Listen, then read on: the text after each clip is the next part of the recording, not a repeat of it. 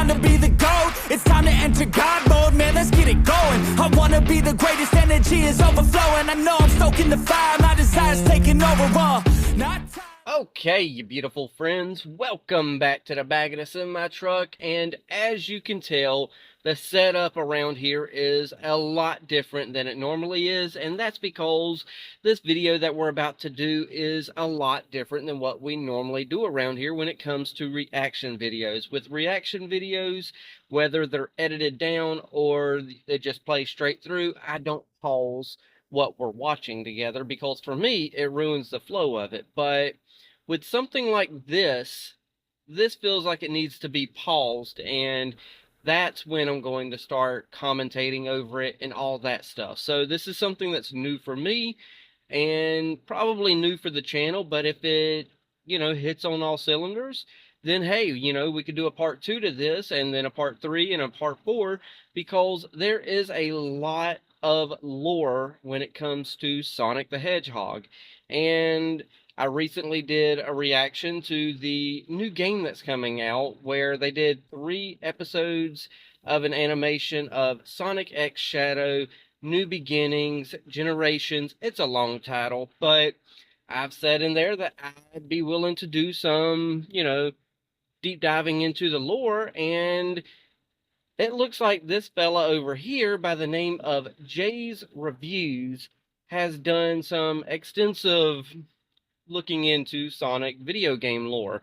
So that's what we're going to do, is go through his part 1 video here and just start, going over it. So with that said, I'm going to swap where I am here in this video layout here, and I'm going to jump up here into the top corner, and we're going to put the main video down there, and we're just going to hit that play button, and let's just see what this is all about and see what the history and lore of the video games for Sonic is, because there is also the animated series lore as well. So there's a lot of lore to Sonic. So with that introduction, let's go ahead and start this in 3, 2, 1, and play. For any long-running video game series with a plethora of games, one of the most frequently discussed subjects would be how those games play out in chronological order, distinguishing what works are canon to the main plot versus a mere side thing. Okay. Some franchises make it pretty obvious.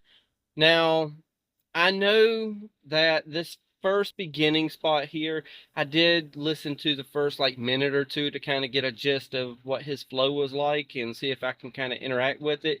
And what he's going to do, of course, is explain, the normal aspects of canon and stuff like that to video games who have gone for an extensive period of time. And I did want to stop and interrupt already because I wanted to say, if you want to see the video without all my pausing in it, jump down to the description. I'll have a link there.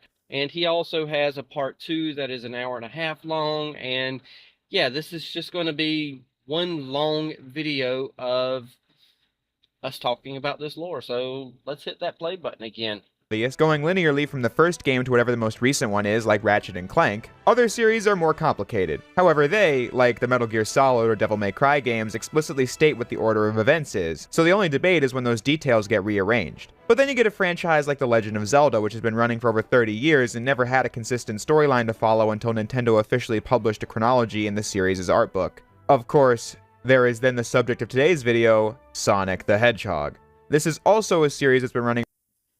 Okay, and that would definitely actually be another lore to look into, is Zelda, because like Sonic, I'm old school when it comes to that.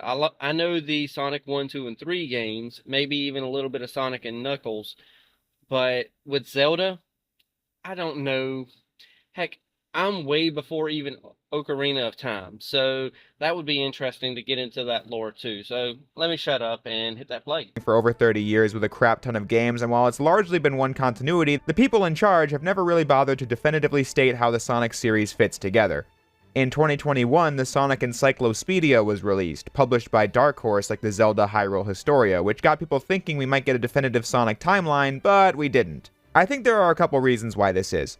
One, they probably saw the Zelda timeline didn't really achieve anything other than making the debate amongst hardcore fans even more fierce, and it also put a creative limitation for all the future Zelda games, as they'd have to take that timeline into consideration when conceptualizing every game they do going forward. Two, in Sonic's case, a lot of it could just be boiled down to just going by release order, even if I think the discussion can be greatly expanded from that starting point.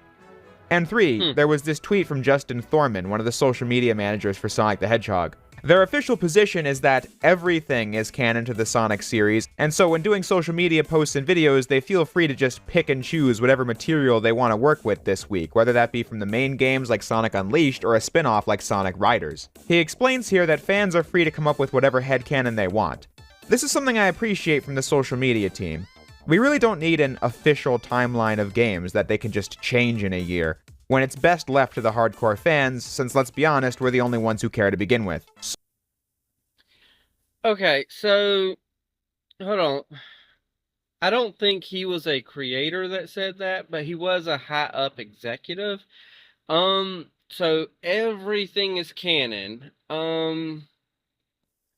That don't make much sense. So something like Sonic Pinball would be canon, so and then they also had Sonic Riders, which was mentioned in that little segment that we just watched. So is that canon? That I don't feel like everything could be canon, but I get the gist of what they're saying is everything's canon with like Sonic 1, Sonic 2, 3, Sonic, Sonic and Knuckles, Sonic 3D, so on and so on. I don't even think there is a Sonic 3D game, but let me go ahead and say I do like the fact that whoever said that also did say, "Hey, you want a headcanon of your own though? Feel free, that's yours." So I do like that he did say that. So continuing on here. So, my headcanon of how the Sonic games play out is what the next couple of videos will be all about. One might wonder why we'd care about the Sonic chronology, and while I come up with an answer to that question, let's just start the video and get to some ground rules. Rule 1. We're only discussing video games today. Sonic has existed in pretty much every medium you can think of: Western comics, manga, Western cartoons, anime, CG cartoons, and animated film, live action.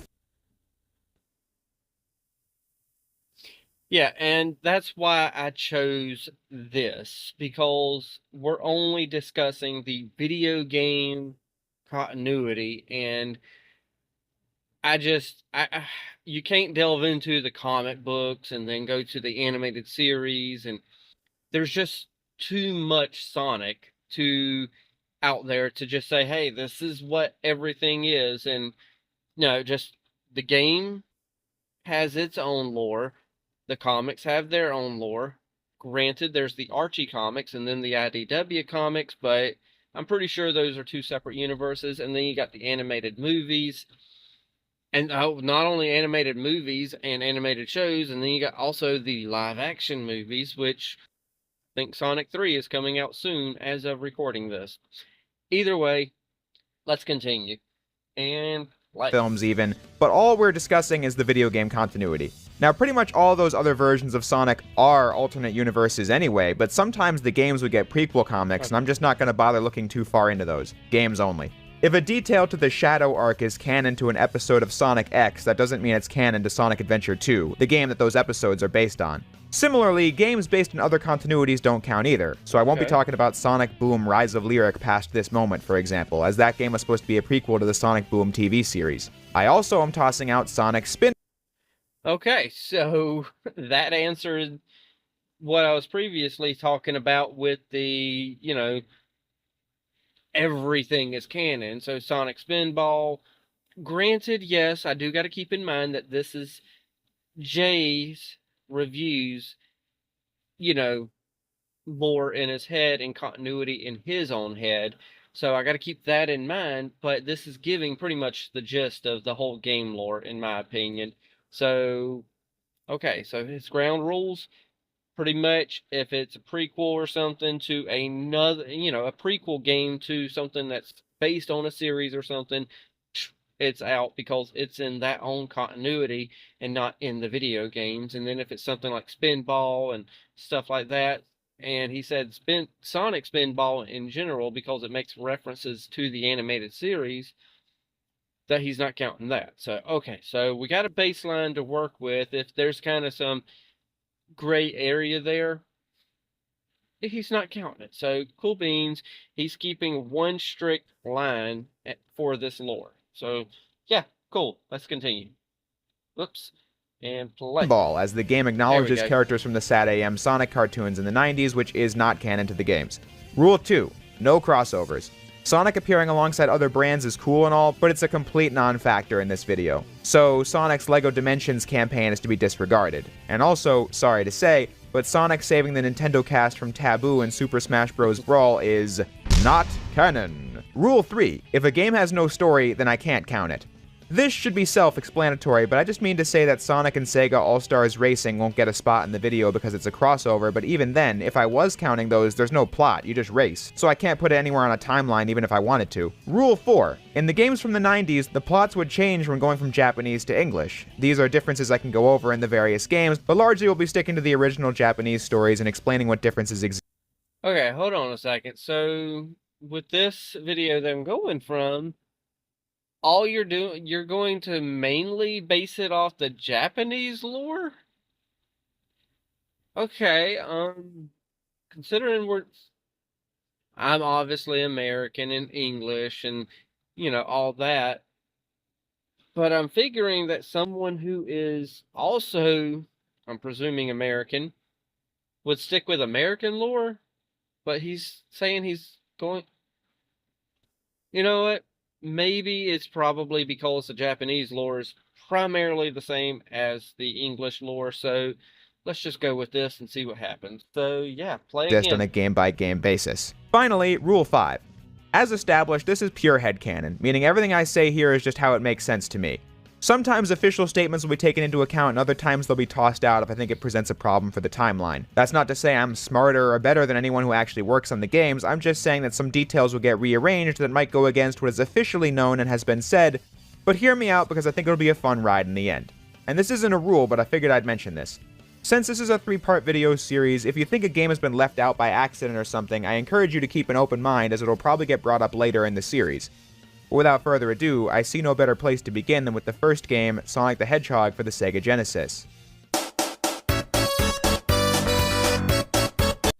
Okay, so that music is what I remember as a kid, so that's very nostalgic for me. So holy crap, that was nice to hear that.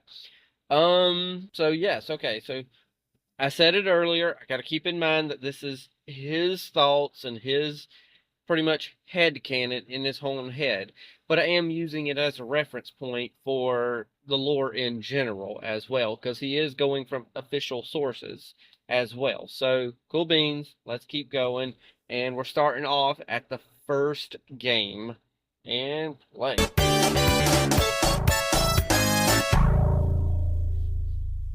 This one's pretty simple. I mean, it's the first Sonic game, of course it's simple. The game's goal was to be a cutting-edge competitor to Mario, so its story only exists to set up the gameplay. Looking into both the United States manual and the translation of the Japanese manual from Windy that you can find on the website Sonic Retro... Okay, so Sonic Retro, okay, that website, I might need to go and kind of skim through some of that later on as well, since there's a lot of people out there that like Sonic the Hedgehog, and maybe I can create something with that, as, maybe we could go through it like a, like a Wikipedia. I'm presuming that's what it is, but let's continue. We'll be referring back to this often. You'll see that Sonic 1's story is pretty consistent between regions.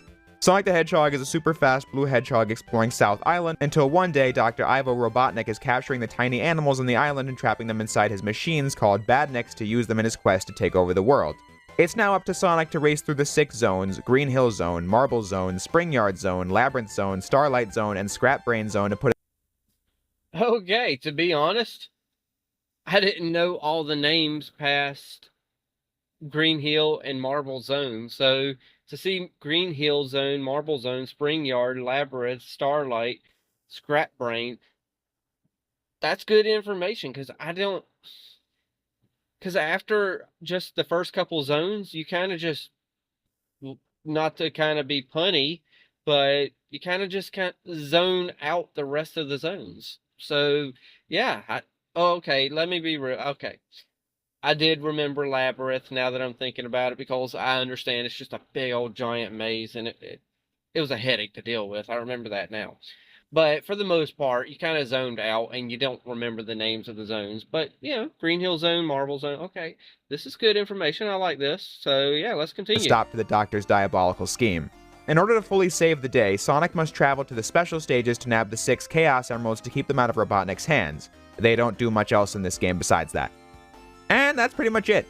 I think Sonic 1 injected a ton of character into the experience that other games never did, like how Sonic faces off with Robotnik at the end of every zone as he tried to defeat the Hedgehog with some new crazy machine in each one, making him a more consistent presence in the game than other gaming villains of the day. And I think they did a good job making the final boss feel climactic because you reach Robotnik at the end of Scrap Brain Zone Act 2 only to be plunged into Act 3, which is another round of Labyrinth Zone, the worst stage in the game. Really getting you fired up to face the final boss and beat the game. But like I said, there isn't much else happening in this one besides that. The only remaining note I have for this game is that Dr. Robotnik was a name the US localization team had thought up. His name was always Dr. Eggman in Japan. The series later... I know he's about to say the series later canonized it, but... See, this is why every time people call him Eggman, I'm always so freaking confused by it because it's like, no, when I was growing up, his name was Dr. Robotnik. What the frick is going on here? Every time, I play the game, it was Dr. Robotnik. Why do we not have, why does everyone nowadays call him Eggman? It felt like a Mandela effect, but I knew that his name was Dr. Robotnik. So, yeah, okay. So even in the Japanese version, it was originally Eggman, but I guess translations and they thought Robotnik might work better. I don't know. So yeah, they're about to say that, yeah, they later revised it. So let's continue and play. They're canonized that Robotnik is his real name and that Eggman is a nickname Sonic came up with for him that the Doctor adopted out of spite. As a way to... Okay, wait, no, okay, so they didn't canonize that his name was Eggman. Okay, so that's new lore for me. So that explains how everyone's calling him Eggman is because it's something that he took on as a moniker because he wanted to spite Sonic instead of giving him the luxury of being like, oh, this bothers me. But no, he's like, oh, no, it don't bother me. You can call me Eggman. I don't mind. So he took on the moniker of Eggman as spite. Okay, so that's different. See, I think of Dr. Robotnik. I don't think of Eggman, but now I can start thinking of him as Eggman because it was more of a, oh, Sonic's making fun of him because he's shaped like an egg. And okay, so now I got it. Okay, now I understand why. So let's continue and play. And I messed up the play button. By the way, I'm not like all the other YouTubers who actually have a computer and I'm able to push the space bar and I'm screen capturing everything and all that. I just got an old tablet where I've got everything on it. So I'm in the back of a semi-truck. I've got to work with what I've got, But you know what? That's okay. We're going to work with it and just go along with everything. So let's go ahead and hit that play button again and play. Keep using the name Eggman, but acknowledging that Robotnik certainly sounds better for a villain. Die-hard Sonic fans already know everything I just said, but I wanted this video to double serve as my explanation of the timeline, but also as an introduction to the series for those who might know of Sonic but don't know all these details. I'll try to avoid the outright story summary in as many games as I can, but I figured for the first game it was worth doing to establish the foundation. So with that said, our timeline begins with Sonic the Hedgehog from 1991. We're off to a good start, but things get complicated immediately after this point. I did say there existed a crap ton of Sonic games, and I wasn't lying. As early as 1991, you didn't just have one game titled Sonic the Hedgehog, but two. Sonic the Hedgehog for the Sega Master System, their console that preceded the Genesis, and this version of the game got a port for their Game Gear handheld. It houses some of the same stage themes as the Genesis game like Green Hill, Labyrinth, and Scrap Brain Zone, but entirely new ones like Bridge Zone and Jungle Zone. I bring this up because it's a different version of a game that already exists. However, the story is virtually identical to the Genesis game. So therefore, I don't think it can count as a separate entity, which means the differences housed within are going to be tossed out as non-canon.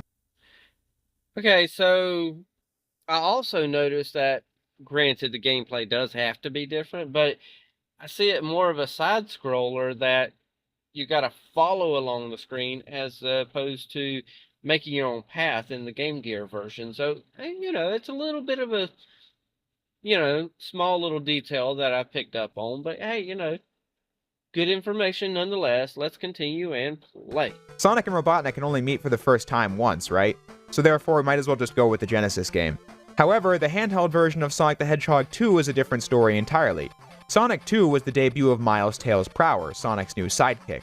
His big debut was Sonic 2 on the Sega Genesis, which we'll definitely get into.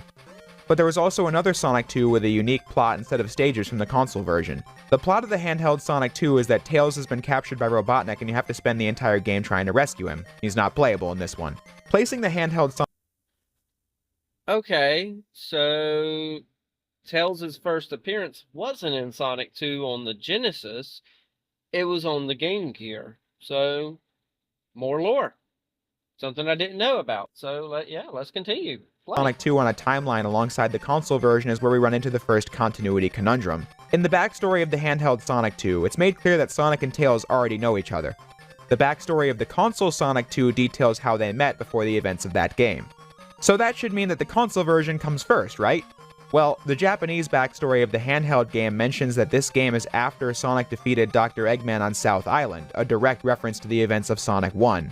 You could just try to ignore that line and say that this is after the console game, but then you have the issue of Sonic 3 taking place immediately after Sonic 2, which we'll get to pretty soon.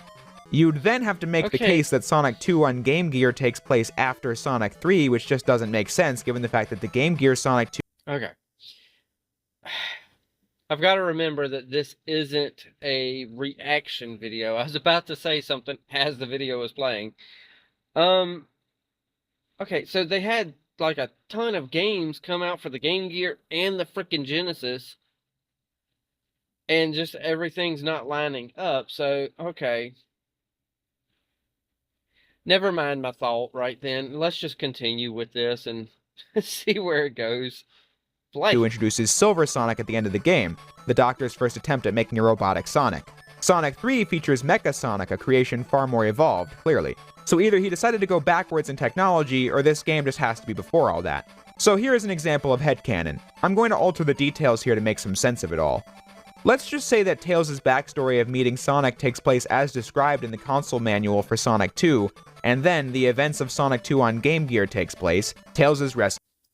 Okay, so yes, he did give us a lot of information there really fast. And I didn't even know I didn't know that Silver Sonic and the Robot Sonic, premiered all the way back then. I thought that was newer stuff for like the 3D games. I had zero clue, and it looks like it was for the Game Gear as well, of all things, because that was what? Oh my gosh, I had no idea that these characters were that old. That is crazy. I could have swore they were like just newer creations, especially Silver Sonic. I'm like, what the heck? Sonic 2 is when he appeared? That's crazy. Either way, let's continue. Like, all is right in the universe, placing this game after Sonic 1 and before the Genesis Sonic 2. Although while I'm at it, let's toss in another game too. In 1993, the Game Gear received Sonic Chaos. Tails was playable in this one, and fun fact, this was the first time the player was able to make him fly in a game. Now, the game itself is pretty inconsequential from a story perspective. It's just another Sonic and Tails vs. Eggman plot, going through zones and fighting over Chaos Emeralds, which for the standards of the Game Gear is exactly what you'd expect. But I'm tossing it in at this moment in our adjusted timeline for one reason. Sonic 1 took place on South Island with 6 Chaos Emeralds. The Game Gear version of Sonic 2 and Sonic Chaos both take place on South Island as well, with those same 6 emeralds. Future games will move past this setting, so I figured I'd just toss Chaos in right here between Sonic 2 handheld and the console version of that game. And speaking of which, Sonic 2 does a lot to expand the universe of Sonic the Hedgehog. I already set up the fact this was the first time the games introduced a new character, and it was only the second one. Sonic 2 takes place on West Side Island, where Miles Prower gets picked on for having 2 tails, that being his nickname. One day, Sonic speeds past this, and the 2-tailed fox followed Sonic until they became friends. This is consistent in the US, European, and Japanese manuals. I already said we were changing the details around so that those other games took place before this game, though. I just figured I'd go over that backstory now that we're here. Robotnik's aims are a lot higher on West Side Island than they were on South Island, as it's uncovered that there's a 7th Chaos Emerald as the Doctor plans to use the 7 emeralds to launch his space station, the Death Egg.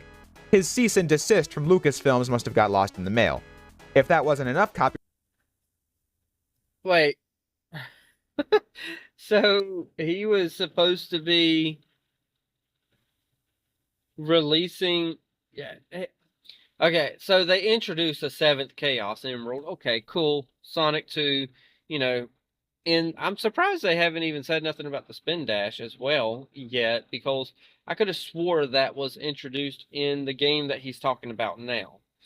But granted, maybe it was, maybe it wasn't. Maybe it was in a Game Gear game and I just had zero clue, and I just thought this whole time that it was Sonic 2 for the Genesis that it appeared in. But so he had like a Death Star type thing, and I had zero clue that was the plot of the game. I just thought it was Sonic racing to defeat, Dr. Robotnik this whole time. And I don't know. Either way, lots of information coming at me all at once here. We're only 10 minutes into this video, by the way, if that's any clue on how much of a talkative person I can be. So let's continue. Let's hit play button now. Right infringement, the 7 Chaos Emeralds, when collected, give Sonic the ability to turn into Super Sonic, a golden impervious form a la the 7 Dragon Balls from Dragon Ball. Super Sonic doesn't really do anything related to the story of Sonic 2. You can't even use it during the final boss, but this is where the iconic form debuted as an excellent reward for collecting all 7 emeralds. Sonic 2 is bigger than the first one in every respect. More stages, more variety in those stages, it's faster, it has an extra playable character, a multiplayer mode, and as I said, it expanded the universe with the introduction of another island, a new character, the 7th Chaos Emerald, and the Death Egg. Elements that will become series mainstays going forward. Okay, so yes. Again, had no clue that they introduced... I should have had a clue, but maybe I just wasn't that good at the game, I guess. I don't know. But Super Sonic? Golden Sonic? They know they were introduced that far back. So, yeah, let's play again. Everything leading up to a finale any player who beat this game back in the 90s would remember. Sonic and Tails chase after the Doctor's flying fortress on Sonic's biplane, the Tornado, only for Tails to get shot down as you have to go through Winged Fortress as Sonic alone. Reaching the Death Egg, where Sonic first faces off against Silver Sonic, an evolved form of the robot I previously discussed, and then battles the Death Egg robot. An even more difficult final boss than the previous game, as it comes with a plethora of seemingly unpredictable attacks, and you have to finish it with perfect precision because one hit is all it takes to kill you. The stakes feel high for any player here, as back in the day you only had so many lives, and losing them all meant doing the entire game over again, because these games didn't have save files either. Needless to say, beating this game was a memorable moment for any kid playing this back when it came out, which is driven home in the ending as you get a full sequence of Sonic falling from the Death Egg and Tails on the ground taking off in the tornado to save him right in the nick of time. A cute ending. It shows they wanted these Sonic games to hit different compared to other platformers that didn't put in nearly this much effort. Although it should be said, this was technically the bad ending that I just showed. The ending where Sonic gets saved by Tails is what happens if you beat the game without collecting the 7 Chaos Emeralds. When getting all 7...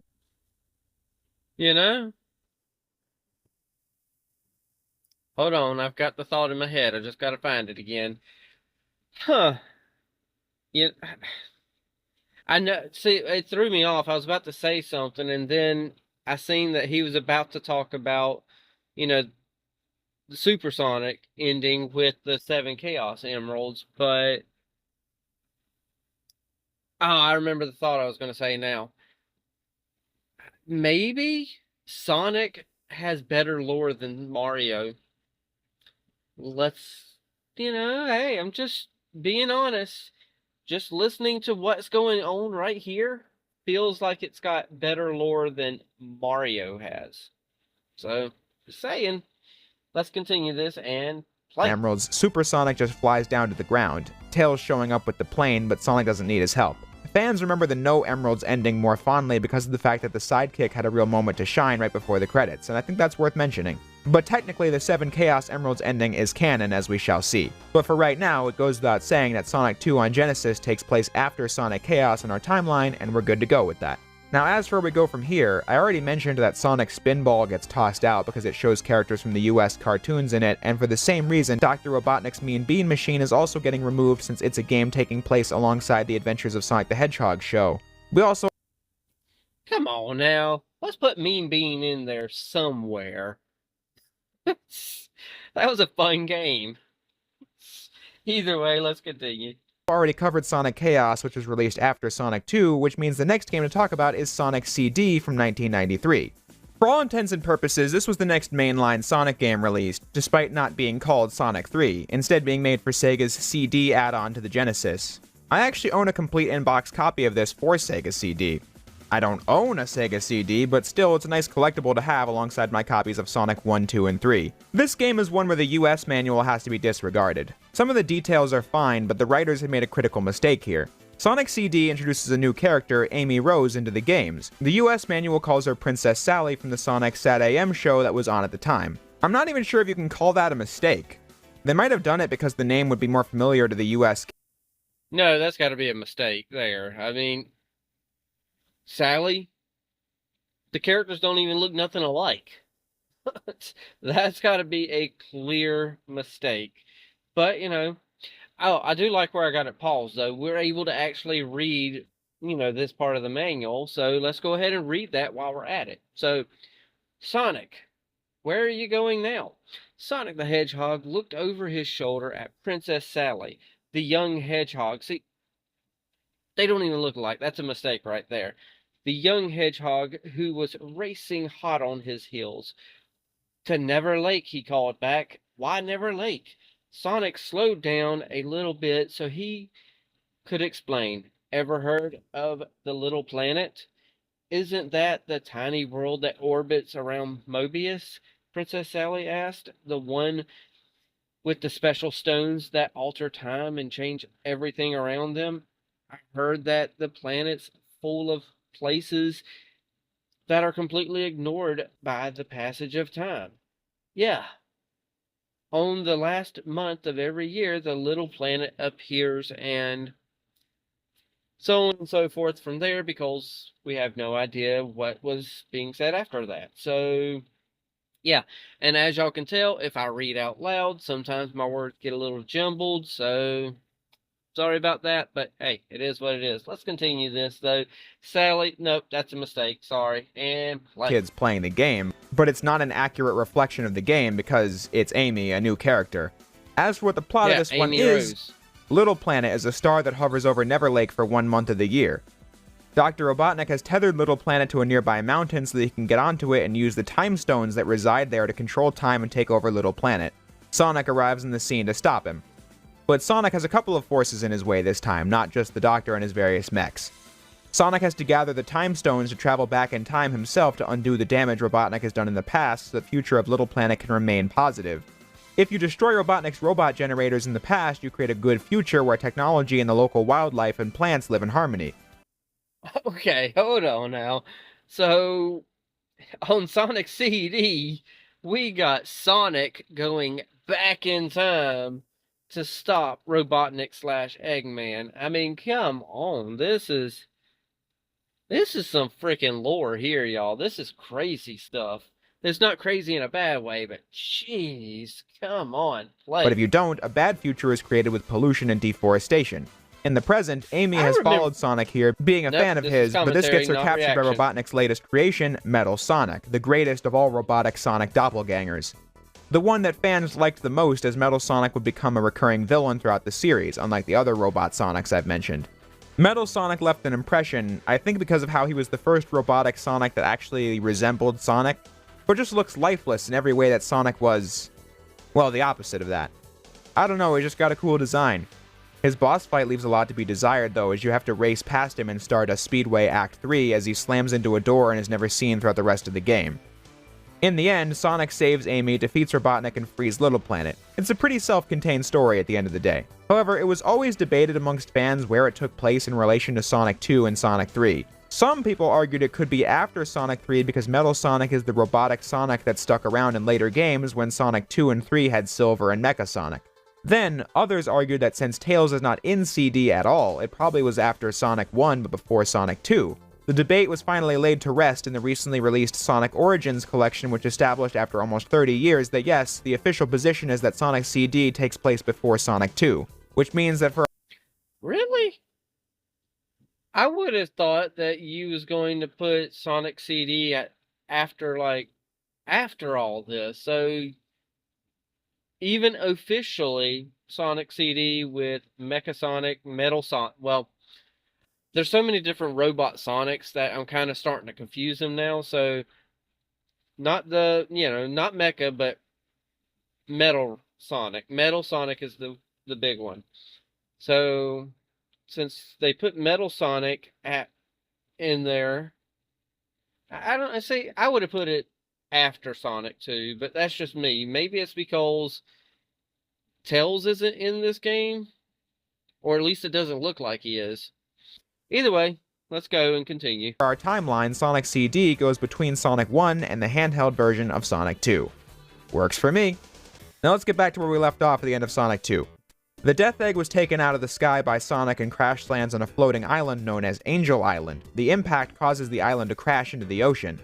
The sole inhabitant of the island is Knuckles the Echidna, the last member of the Echidna clan who is responsible for guarding the Master Emerald, which has the power to control the Chaos Emeralds and currently rests on Angel Island. The Doctor tricks Knuckles into thinking Sonic is his enemy and that he should help him get his space station back into the sky, thus setting up Sonic 3.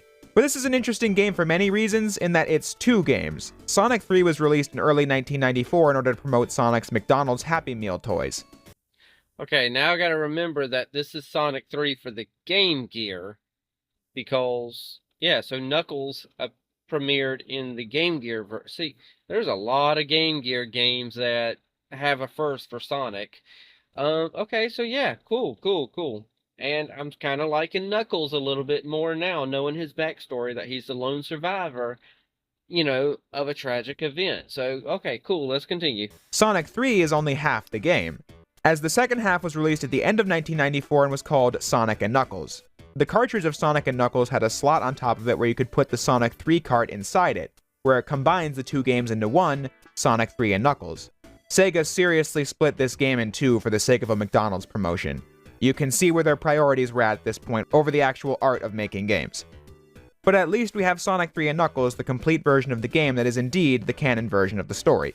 Sonic and Tails follow the Death Egg to the island where they get ambushed by Knuckles, who punches the Chaos Emeralds right out of Super Sonic and takes them back from you. So now Sonic and Tails have to get the Emeralds back while fighting Knuckles, who has the home court advantage, knowing every trapdoor to activate on the island. At the end of the Sonic 3 half of the game, Sonic stops the Death Egg from taking off once again, but that just begins the Sonic and Knuckles half of the story, where we first see the Master Emerald and its ability to turn the Chaos Emeralds into the Super Emeralds that transform Sonic into Hyper Sonic, who's even more powerful than Super Sonic. Although don't get used to it, Hyper Sonic is only in this game. After Sonic and Knuckles fight at Hidden Power... Okay, so there's a new little detail. We had granted, I remember Sonic 3, Sonic and Knuckles, but that's a new little not hidden, but that's a new detail in general for me, that Hypersonic existed, but never seen again after this game. They should bring him back.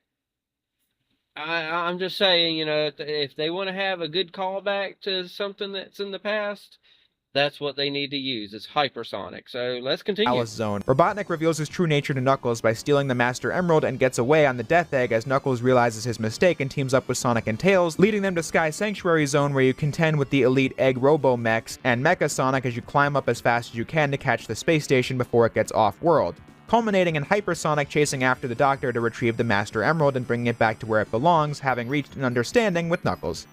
Probably the coolest climax in a 16-bit 90s platformer, if you ask me. Really going above and beyond to top the highs of Sonic's 1 and 2, which I already complimented before. But the fun doesn't have to stop there. You can play as Knuckles in Sonic 3K. His story takes place after the events of Sonic's campaign, as a leftover Egg Robo uses Robotnik's abandoned machines as Knuckles has to put a stop to it. Mecha Sonic returns as the final boss of Knuckles' story, even being able to harness the power of the Master Emerald to go super himself. Sonic arriving to save Knuckles and the Master Emerald on the tornado in the end. That's an interesting plot twist there, where Metal Sonic then goes, or is it Mecha Sonic? Metal Sonic. Where he then can harness the power of the Emerald and become a Super Sonic himself.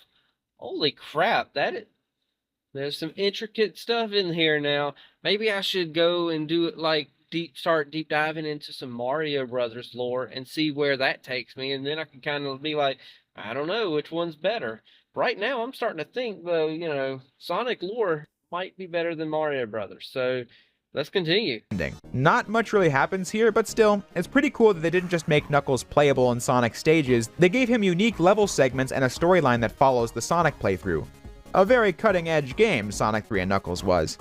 And as mentioned, its spot on the timeline is right after Sonic 2. The next game I want to talk about is Sonic Triple Trouble, released for the Game Gear in 1994. This game was a sequel to Sonic Chaos, but has a lot more material to discuss than that game. Okay, so this is primarily where I fell off the map on anything to do with Sonic growing up. Now, I knew Sonic 1, Sonic 2, and I was kind of getting off the map on Sonic 3. Granted, I did know about Sonic 3, Sonic and Knuckles. I played a little bit here and there. I played a little bit of, Sonic 3D, not 3D, but Sonic, CD. I played a little of that. But this is now 100% new ground for me. I don't know anything past this point. I never even heard of this game. So, yeah, let's continue and play. For starters, you have the cast of characters. Sonic and Tails are playable again, but as the name suggests, Sonic has to face multiple threats besides Robotnik in yet another battle over the Chaos Emeralds. First, you have the new character, a treasure hunter called, he's called Fang the Sniper in the Japanese version and Knack the Weasel in the US version. Pick whichever one you prefer, I guess, as he's not a regularly featured character. But then, Knuckles is back as well, having been tricked by Eggman into thinking Sonic is a villain out for the Chaos Emeralds. Again, somehow. And Metal Sonic has returned to cause havoc as well. Having all these villains and set pieces in a game... Okay, we're pausing it there again. So, that tells me that even back then, Knuckles was considered... Well, not considered, but Knuckles was... dumb. Let's put that in quotation marks. Maybe I should say naive, not dumb, but he came off as the goofball who, y'all know what I mean. But, so even back then, so let's continue and play. Game Gear game was pretty ambitious. I mean, the previously mentioned Game Gear games were nothing like this in terms of scope, but ultimately there wasn't much story in Triple Trouble, just a lot of concepts. But luckily, the story doesn't have to end there. I know we're veering from headcanon into straight-up fanon here, but I couldn't go this whole segment without bringing attention to Sonic Triple Trouble having received a remake. For those not in the know, Sega is extremely lenient in allowing Sonic fans to make Sonic fan games for PC if those efforts are entirely non-profit. Over the last couple of years, Noah Copeland and his team were working on Sonic Triple Trouble 16-bit, a from-the-ground-up remake of Triple Trouble, as if it were on the Sega Genesis and not the Game Gear. I had to bring it up because this game was great fun from top to bottom, but it becomes relevant in this video because it adds so much to the story of the game to fill in the blanks left behind by the original. If you don't want what the new game does spoiled, skip to this timestamp, but if you don't care or have played it, I just mentioned how Knuckles in the original Triple Trouble just got tricked by the Doctor into thinking Sonic was evil after the events of Sonic 3, which just doesn't make any sense. Triple Trouble 16-bit rewriting it so that this doesn't happen. As Sonic, you battle Knuckles, but you find out this was actually Metal Sonic disguising himself as Knuckles. Okay. I was kind of a little on the fence there when he was talking about he's going to be adding this I'm putting air quotes up, fan-made game. But, I was on the fence about with him using a fan-made, technically it is fan-made. I was on the fence about it, but you know what? This does add to it, because it doesn't make a bit of sense. Knuckles is dumb and stupid and all that, but Knuckles, he's pretty loyal as well, to my knowledge. And I don't think once he knows that Sonic isn't, Sonic's not a bad guy, I don't think he's going to just be like, you know what, I believe you, Eggman/Robotnik. Let's go fight them again. I don't think he's going to do that. So this makes so much more freaking sense, It's Metal Sonic. He's just going to portray himself as Knuckles. And, I was on the fence about the fan-made game, but you know what? He's winning me over now that, he said this. So let's continue. Play. setting up Metal Sonic's ability to shapeshift, which will be relevant to the plot of Sonic Heroes, also allowing Knuckles to get through this adventure without looking like a moron. Everything culminates in a cool new Supersonic final boss with a transformed Metal Sonic. This being a fan game means it's entirely non-canon from an official standpoint, however, I wanted to bring it up because these additions are so cool and game-changing that I feel like you could headcanon this as the true plot of Triple Trouble and little would change. Although I should note, Triple Trouble 16-bit shows that this takes place immediately after the events of Sonic's story in Sonic 3, down to the ending shot. So if you take Triple Trouble 16-bit as the version of the game that's canon to this timeline, then that would mean that Knuckles' story of Sonic 3 would have to take place after this. But besides that small detail, regardless of whatever version you're looking at, Sonic Triple Trouble fits right in our timeline following Sonic 3 and Knuckles. As for what's next, well, I'm tossing out Knuckles' Chaotix and the 32X for the time being, and you'll see why later, so we can skip that one. Okay. Games like Sonic Drift don't have a story, so they don't count, and I guess that just leaves us with the Tails games. Yeah, Tails was the star of 2 Game Gear games. The first one I wish to discuss is Tails Adventure, a puzzle platformer from 1995. I didn't even know Tails had his own video games, but I guess I'm learning something new with this. So he had 2 games, not on the Genesis or home console, but for the handheld, which was the Game Gear. So, holy crap, yeah, I mean, I'm learning something new. So, it's a puzzle game. It doesn't look like a puzzle game, though. It looks like a platform. Either way, let's go with this. And play. Nothing that happens here matters, as Tails saves Cocoa Island from a group of birds using his inventions. What does matter is that according to the US manual, this plot occurs because Tails just happened to be doing some things solo without Sonic. But the Japanese manual claims that this plot takes place before he ever met Sonic. It also says that the Chaos Emeralds are said to lie on the island. I find the Japanese version much more interesting, since that would mean that it takes place before the first Sonic the Hedgehog, as the Chaos Emeralds were active on South Island by then, and from that point forward Sonic and Robotnik were constantly fighting over them. Meaning that we have to go back and place Tails' adventure at the front of the timeline. Since we're following the Japanese lore for these cases where the localization team overhauled the plot completely. Now, returning to where we left off in the main timeline, Tails' Sky Patrol was a Japanese exclusive game where you fly over obstacles as Tails. Okay, so that kind of changed my perspective of the whole game series. Now we have Tails Adventures being the first game in the frickin' series altogether. So, yeah, okay. And now I understand why he's going with, the Japanese version of things as well, because there seems to be a bit of a better dynamic for the game itself if you go with the Japanese version. So I get that. I like that. So far, I can agree with everything this guy says, considering that most of this was during the 16-bit era, and that's what I'm familiar with. So I could definitely see this being the complete lore. So either way, though, let's continue, because I've got to be done with this within the next 20 to 25 minutes. So yeah, let's play, and play. It didn't come to the West until it was bundled in the Sonic Mega Collection Plus in 2004. Not much to say about this one either, other than that it actually is a part of the game's backstory that Tails went on his own for a bit and discovered an island under threat from a witch, thus beginning this adventure. We can plop this one right after Triple Trouble, and we can use the fact that Tails is on his own for a bit as a way to place a Sonic game that didn't feature Tails. Sonic Labyrinth, an isometric puzzle game on Game Gear where the goal is to slowly walk around these maps and find keys to move forward. Sounds pretty lame for a Sonic game. So the goal is to take Sonic and slowly walk around. Makes no sense. Sonic is fast. Gotta go fast. Sonic. But, let's hit this play button and find out where they go with this. And, yeah. Right? Well, I agree. However, I'll be upfront in saying that I think this game is one of the goofiest Sonic plots of all time.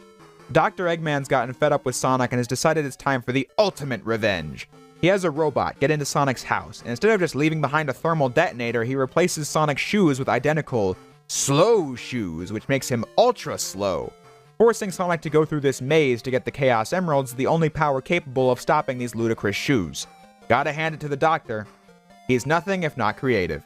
With Sonic and Robotnik not being in Tails' Sky Patrol, and the two of them going through this ridiculous bout without Tails, it's safe to say that these two games can occur at the same time. Okay, so the plot of that game should have just been a Saturday morning cartoon, and I'm sure they did an episode of it on like Sonic Adventures or, you know, whatever, but that was just a Saturday morning cartoon type thing, so whatever. It is what it is. But there was a time, and it's within the lore, where Eggman slash Robotnik broke into Sonic's house, swapped out his shoes for slow shoes, and that was the plot. So that happened. Yeah, okay. And play. These two games can occur at the same time. But now we're done with silly spin-off games, and we can return to a game that was, at least, supposed to be an important game. Sonic 3D Blast for the Sega Genesis from 1996, the final Sonic game on the Genesis, actually, and the first game to be released on Sega's next console, the Sega Saturn. Both versions are the same in terms of gameplay, but the Saturn version does feature better visual effects and backgrounds than what was on the Genesis, as well as including some CG cutscenes. I have never liked this game. The isometric view is a nightmare when trying to land on these platforms, and the structure of rescuing flickies is pretty repetitive. We aren't here to assess the quality of the game, just placing it on a timeline. The Genesis version actually includes a backstory on what the plot of the game is. Dr. Eggman has arrived on the mysterious Flicky Island, where the birds the island was named after could supercharge his robots, so Sonic, Tails, and Knuckles set out to stop this. By that I mean, Sonic does all the real work, and the other two stand around charging you rings to enter special stages to get Chaos Emeralds while Robotnik's on the loose. That's pretty much all you get, though.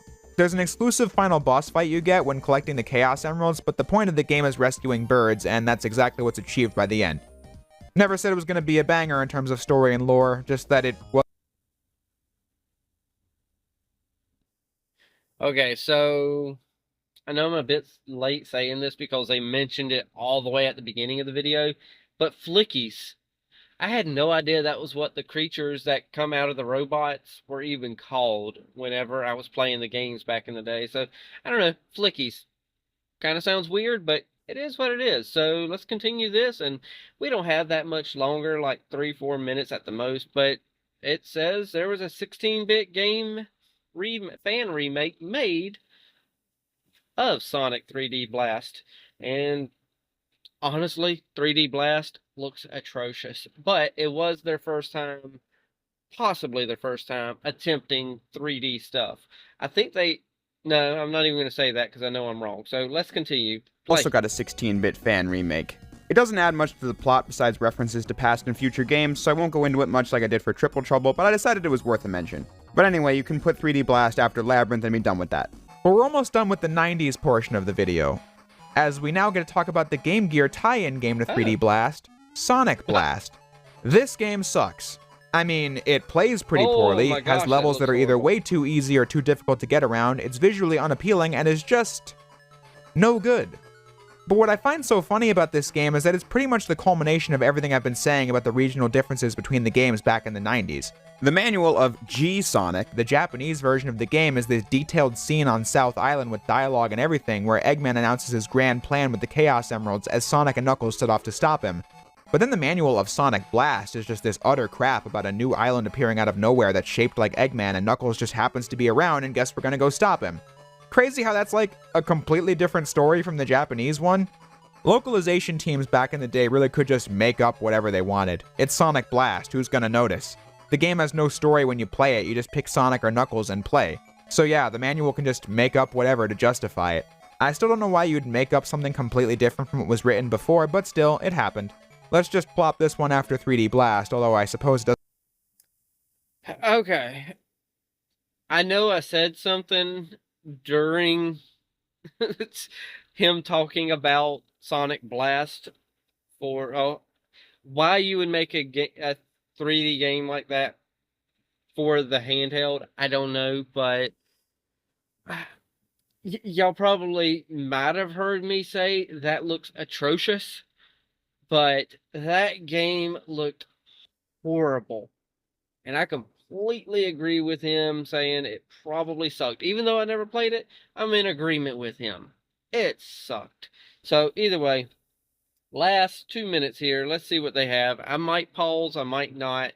We're just going to have to see what they do, because it looks like, seeing what I see on the screen now, it's something to do with the Sega Saturn. So let's hit the play button and play. Part 1 of this video series on a more climactic note, there isn't much of that to go around with this era of Sonic. The main Sonic game on the Sega Saturn, Sonic Extreme, got cancelled, so in the mid to late 90s, Sonic was pretty much all spin-offs, including the game we're discussing right now, Sonic R. This is a racing title developed by Traveler's Tales, who also developed 3D Blast, and who later found fame developing the LEGO games. Sonic R is pretty bare bones in terms of content as you race with Sonic, Tails, Knuckles, Amy, and Robotnik, later unlocking Metal Sonic, Super Sonic with the Chaos Emeralds, and Egg Robo, and some new characters, the Tails Doll and Metal Knuckles. But you only get a handful of tracks to race on to the tune of some really out of place, but very high quality songs. In terms of story, it's once again all in the manual. Okay, hold on. I have to pause again. So they made a Sonic racing game with no vehicles.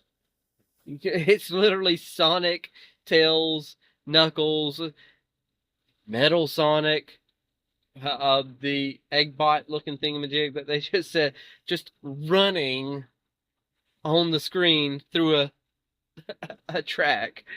That does not sound good, but I'm here for the lore, I'm here for the story, I'm here for all of that. So let's continue.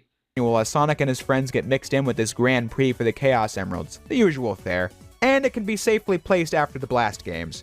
Like I said, I wish there was more to say at this point, but the game is pretty simple, and was released in a time period where Sega was having a lot of trouble getting a fully 3D Sonic game off the ground, so all we got were games of this tier towards the end of the 90s. But when they finally got it right, it was quite the paradigm shift in the Sonic franchise. Which we can explore in next week's video, where we'll go over Sonic's adventures in the 2000s and how they place on the timeline. In today's video, we were mostly focused on discerning what the plots of the games even were half the time, and then placing them on the timeline while altering details to form a cohesive story. However, once the games themselves include more plot and dialogue, it'll become a lot easier to work with, and because of that, it'll be easier to get into the details more. So I hope everyone's looking forward to that. And in the meantime, this video is pretty much wrapped up. Hope everyone enjoyed this format change, because I will finish the Sonic timeline in a couple weeks, but if you enjoyed this video, we can do it for more franchises in the future. But until then, I'll say what I always do. Okay. Thanks so everyone for watching, and I'll see you next time. That is the timeline / lore of the pretty much 90s Sonic. And Sonic has a lot of lore, even for the 2D platform games that it is. I mean, good gosh. They had a Death Star in there. Sonic went back in time. We even had a side weirdo game in there where it's Labyrinth. It's Sonic has Dr. Robotnik break into his house and swap his shoes out. Had some goofiness like that. There's a lot of lore to Sonic that I didn't know was lore to Sonic. Now, I know here soon we're going in. This is just part 1. This was a 26-minute video just going over pretty much the plot points of the beginning games. Now, when we start hitting part 2 of Jay's reviews videos, I'm not going to be able to sit there and do his part 2 in its full. I was only able to do this one how it is, because it's only 26 minutes long, and I've been sitting here for almost an hour now doing some Sonic stuff. So this was definitely a lot different than what I'm used to doing, but hopefully I could do it again for his part 2, where we jump into the Sonic Adventure for like the Dreamcast, and then move forward from there and just kind of keep diving deeper and deeper into the lore of Sonic. So yeah, that video though, part 2, is like an hour and a half long. I did already see where, the time frame of it. So that's a long video. I'm going to probably break that up into 3 different videos by itself. So yeah, other than that, if you've made it this far somehow, please let me know how y'all might want to see this done. Would you want to see this done in like increments of an hour-long type video, or, you know, just kind of give me an idea of what y'all might want. I'm not 100% sure because I've never done anything like this. I'm thinking that this could end up being like a 6-part series around this channel where I just dive deep into the lore of Sonic and just sit down for an hour and record and pause and stop and just, you know, sitting here chilling with y'all going through Sonic. So, I don't know. If y'all enjoyed it, hit the like. I'm trying to think of more stuff to talk about with Sonic, but I think we've kind of ran the course of everything that's been able to talk about. So I'm going to shut up. I'm going to go into the store, get me some dinner as well, and all that good stuff. So, yeah, hopefully my end ramblings here made sense. And y'all know the drill by now. Hit that like, tickle to subscribe. Don't be texting and driving. And as Mr. Rogers always says, I like you just the way you are.